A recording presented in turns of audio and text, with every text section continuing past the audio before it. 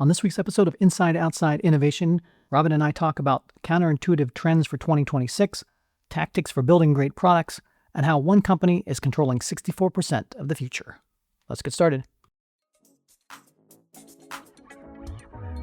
Inside Outside Innovation is the podcast to help innovation leaders navigate what's next. Each week, we'll give you a front row seat into what it takes to grow and thrive in a world of hyper uncertainty and accelerating change. Join me, Brian Ardinger, and Miles Zero's Robyn Bolton as we discuss the latest tools, tactics, and trends for creating innovations with impact. Let's get started. Welcome to another episode of Inside Outside Innovation. I'm your host, Brian Ardinger. With me, I have Robyn Bolton. How are you, Robyn? I am good. How are you, Brian? I'm doing great. It's the beginning of 2026, in the midst of trying to ramp up new talent, and that's always fun. So that's what's new on my side. What's new in your world? The course that I teach at the Massachusetts College of Art and Design is starting in a couple weeks. So I've been busy putting together my syllabus to teach strategy and business models and had to go ahead and change things up. Though I'm very excited. We will be doing a case on Taylor Swift this semester. The world is changing fast. We'll get into it now with our articles. There are a number of things we've pulled together for this episode. The first one we want to talk about is called 6 Counterintuitive Trends to Think About for 2026. And this is from Barry O'Reilly. Barry wrote a book called Unlearn, and he talks a lot about all things lean startup and everything. His particular take as he was looking forward into the 2026 and some of the things that he's seeing and how we should be pursuing this whole innovation space. The article talks about the fact that a lot of managers and that are asking the wrong questions, especially when it comes to AI, and we're talking too much about the technology and how fast is AI improving, when the better question that we should be asking ourselves is, how is AI quietly changing how people work, think, decide, and trust themselves at work? And I thought that was an interesting way to rephrase how we go into 2026 and move away from the technology itself and really think about, like, how is this technology impacting people? Completely agree. I've definitely seen that shift from what is our AI strategy to what is our strategy to accomplish our goals through people, through AI, et cetera, kind of the AI enabled strategy. So it's nice, it's refreshing to see that shift reflected again. I loved his very first counterintuitive trend. I was like, oh, please let this be a trend that leadership will be redefined around judgment, not control. And I would argue that leadership was always about judgment and management was about control. And that was one of the big differences between leaders and managers. But overall, like, I really do hope that he's right, that executives, managers, those senior levels of any organization, that they are shifting to more judgment, like not judgment as in condemnation judgment, but like critical thinking, problem solving versus trying to manage every aspect of their direct reports.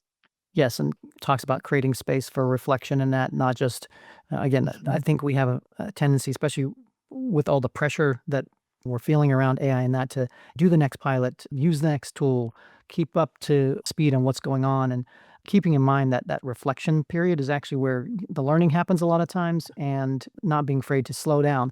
Having said that, the other thing that he talks about is the speed in which we have to go and deploy things in 2026 and beyond, making sure that we are learning fast. Strategy will shift from planning fast to learning fast. That is the key. It's not about planning per se. It's about how fast can we learn in this new world of uncertainty. And the learning being so key for a whole host of reasons, but especially his third point that AI is quietly eroding human confidence. And so it's kind of this interesting juxtaposition of trends in his list of, hey, we have to start focus on learning faster. Leadership is going to be defined by judgment. And by the way, this tool that we've spent certainly all of last year talking about is actually eating away at all of those things. And I think it just highlights the importance of that reflection step and kind of saying, all right, yeah, I got an answer from AI, but does this make sense? Is this actually what I think? Or am I just parroting what Claude, ChatGPT, et cetera, has said? And then the final trend that obviously stood out to me was his counterintuitive trend that in-person experiences will surge, not decline. And the fact that, he sees a growth in live events and executive offsites and high-touch, human-centered gatherings. Obviously, that's what we're pushing for with the IO Summit and other things around our neighborhood, that we're trying to get people actually talking and interacting in real life as opposed to online. And hopefully that trend will continue as well. Yep. I've never heard somebody say in the last couple of years that they regret going to an in-person event. I always hear people say how grateful they are, and how much better it was than anything virtual. All right, the second article for this week we're going to talk about is called 25 Things I Believe in to Build Great Products by Peter Yang. He's worked at big companies like Roblox and Reddit and Amazon and Meta. And he has an article talking about the funny thing is that what he believes in is often the opposite of how big companies like to work. And he talks about the way he looks at product development and some of the great things that he's seeing that is sometimes counterintuitive to the way that traditional businesses run. I loved so many things on this list, but I will say that number 17 caused me to like slam my hands down on my desk, shout yes, and probably startle people in the house and walking by on the street. And number 17 on his list is ban decision by committee. I don't believe in cross functional alignment as a goal. Trying to make all stakeholders happy will inevitably compromise the product experience. Seek diverse opinions first, then have a single person make the call and own the outcome. And, at first I was like, no, you need cross functional alignment. That's how you get cross functional progress. But going on from that, I'm like, yes, absolutely. You need one decision maker. Get all the input, get everyone's perspective. That's absolutely required to make a decision. But one decision maker, not a group, because you will always end up with kind of a worse product. That's how we got the platypus, right? That's a common joke. There were a number of other areas in the article that he kind of has broad categories that he talks through these particular aspects. And the first one is speed is the only moat. And I think we oftentimes, again, going back to that, what we were talking about with Barry's article, but when do you speed up and when do you slow down? And he talks about from a product perspective, only thing really, everybody has the same technologies, everybody has the same tools, everybody has the same access to markets that everybody else has. So what is your moat? What is your differentiation? And his thesis is that speed is one of those core things that can create some value in the marketplace by being out front, shipping faster, iterating fast, and learning fast. And so how do you build rapid feedback loops into your product development process? How do you ship to small groups of folks to get real feedback and then move the idea forward, versus in traditional build time? A lot of times you spend 6 months building a particular feature, then you launch it and you realize that was not the feature that you needed to launch. How can you get closer to the customer and iterate first and fast with them? And important to note that part of the section that speed is the only moat is a call from him to become the user. He estimates that less than 10% of PMs actually dog food their product on a weekly basis. And so this isn't speed for speed's sake. This is speed as a moat, and incorporating into that work at speed is becoming the user, is taking into account user feedback of different types. He kind of lays out concentric circles. So it's not a call to move fast at any cost. It's a call to move fast, still with user input and user perspective. Yes, absolutely. And I think that goes back to knowing when to reflect and Mhm. understand when you had to take time, which may technically slow you down at the beginning, but it actually speeds up the overall process. All right, the third article is, and this is one just to get our brains thinking. I tend to throw these into our newsletter every once in a while. It was an article I came upon in Next Financial, and it says the AI monopoly nobody sees. One company controls 64% of the future. And it goes on to talk about a company that maybe folks have heard of. Obviously, in technology, you probably have, but Taiwan Semiconductor Manufacturing Company. But what was interesting to me is he lays out the dynamics and the importance of this particular one company in the world of AI and the world of technology. So you look at NVIDIA is worth $3 trillion, Apple's worth $3.7 trillion, and together, the entire economy of France is smaller than those two companies. But what Wall Street isn't really telling you, or what we're not really talking about, is this Taiwanese company, Apple and NVIDIA never really exist without having access to some of these chips that Taiwan is producing, such that 64% of the chips that go into some of these things are controlled by one source. So what does that do when your entire economy, not only in the United States, but everywhere else in the world, and when we start building on technology stacks, how is that going to play out? So I thought it was just an interesting both thought exercise as well as just understanding the dynamics of the market itself. This article rocked my world. I read it, in the beginning, I'm like, okay, yeah, 64% of global semiconductor foundry market. That's a lot, but there's still other big percentages. There's still 36% left. And then I got down to the results from when he dug into the customer list of the NVIDIAs, the Apples, the Amazons, the Qualcomms, and got to a level deeper. And then I started reading down that list that NVIDIA's entire AI chip lineup is sourced from TSMC. Apple, every chip in every device is dependent on TSMC. AWS custom chips, all from TSMC. Kind of had this moment, this holy forking shirt, if you're fans of The Good Place, moment of like, oh my gosh, our entire society is based on TSMC chips. And, just kind of realizing the impact of that. Like it kind of goes beyond a sense of monopoly when you think about how many of us for our day-to-day lives are dependent on these chips produced by one company that, yes, they're building fab sites in Arizona now so that we're not fully dependent on Taiwan, but there's still a lot of reasons why they have to be based in Taiwan. And so playing out the geopolitical implications, it was kind of a stop the world moment. That's like, wow, the world is way more intertwined than I thought.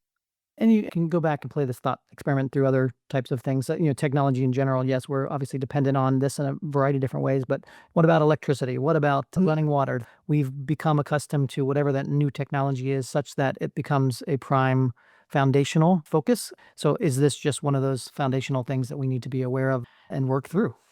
Or is it something that, if things go sideways, we're still so new into kind of our use of AI and integrating it into things that if we had to go away from, these semiconductors that we could. And I think we may still be at a point where we can return to life without AI, but I don't know how much longer that will be true. It just kind of led to, as you were saying, like all sorts of different imaginings of what does this mean? What could happen? When has something like this happened in the past and becomes a really interesting, hopefully intellectual and not practical exercise. And I guess the final thought around that is just because one particular company can do all this and is providing all this doesn't necessarily mean, another company couldn't come in and either disrupt that or take its place in some form or fashion. It may not be at the price point and the Mhm. efficiency, but there are obviously ways that markets deal with this type of uncertainty or consolidation of power, etc. Interesting times. Excellent. Well, the last section, we try to throw a tactic to try each week. I've been thinking a lot about moving into 2026 and how do we create these serendipitous moments, ways to create opportunities for collisions. Obviously, we have the IO 2026 summit coming up in April. But another thing that stood out to me is how do we change the space where we work? And how do we make time and use place as a core way of creating innovation? So at Nelnet, we opened up a internal coffee shop called the Green Squirrel that just opened on our first floor. That's for our internal Nelnet partners and employees. And what I've done this week is just spent a lot of time working out of that coffee shop to see how it would change the collisions I had and change the way I work. And what I found is it opened up a number of different conversations that I was not having when I was at my traditional desk, even though I have multiple places I work within the Nelnet ecosystem. Just changing it for a week and sitting down and having coffee and watching folks come in and out and having those serendipitous conversations changed the way I thought about things. It gave me some different perspectives into different groups that I wasn't always spending particular time with. And I think that's just an interesting insight into how much does your own office location affect the amount of innovation or opportunities that you are exposed with, and what can you do in a simple way to maybe change the way you think about that. Yeah, I love that. I'm a big believer in how space and place influences how we think. And so Going back to where I started, prepping for the new semester at Mass Art with the graduate students that I teach, there's a graduate student studio, there's a really creative workshop, and rightfully so. Most of the students would prefer to have classes there. I would prefer to teach classes there. It's just a much more creative space. But when I teach strategy and business models, I always get assigned. It's a great corporate boardroom on the top floor of the tower. It's like the 12th floor. You have open view to the skyline of Boston. It's awesome, but it is a corporate boardroom. As much as I would love to be in the creative space, and I know my students would, I force them to take class in this corporate boardroom because I'm like, we're talking about business topics. And part of this curriculum is learning how to engage in business and with business people. So you're going to be in rooms that look like this, and you need to learn how to advocate for yourself and your ideas in rooms that look like this and not the super fun creative space. I just echo what you said, Brian, of think about how place and space is influencing you. And, hey, if you have to do something more creative, can you go and do it in a more creative, fun, chaotic, different space? And so keep that in your mind and maybe fit the task to the place. Absolutely. Well, that concludes another episode of Inside Outside Innovation. We'll see you next week. Have a great one. Bye. That's it for another episode of Inside Outside Innovation. Today's episode was produced and engineered by Susan Steibel. If you want to learn more about our teams, our content, our services, check out insideoutside.io, or if you want to connect with Robyn Bolton, go to mileszero.io. And until next time, go out and innovate.